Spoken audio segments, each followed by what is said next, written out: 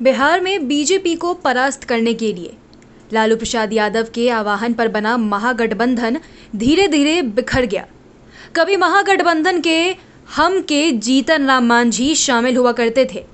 उपेंद्र कुशवाहा की रालोसपा और मुकेश सहनी की वीआईपी भी इसे ताकत दिया करती थी। लेकिन इन तीनों पार्टियों के बाद अब राजद की बड़ी सहयोगी पार्टी कांग्रेस ने भी महागठबंधन से अलग होने का फैसला कर लिया।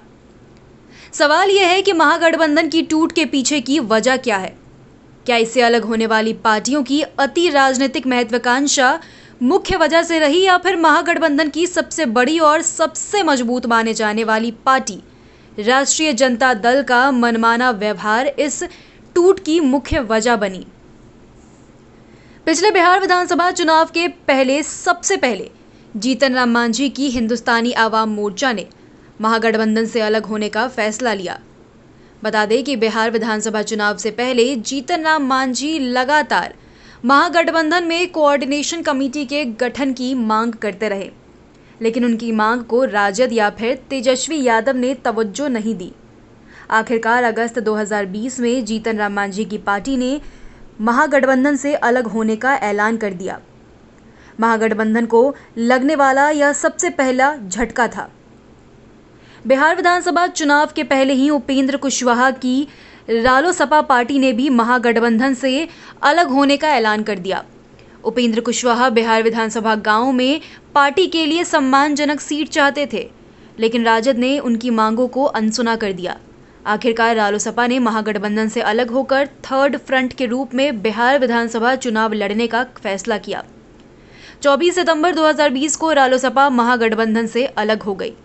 उपेंद्र कुशवाहा ने ये शर्त रख दी थी कि अगर महागठबंधन अपने नेतृत्व में परिवर्तन कर दे, तब रालोसपा फिर से महागठबंधन का हिस्सा बन सकती है।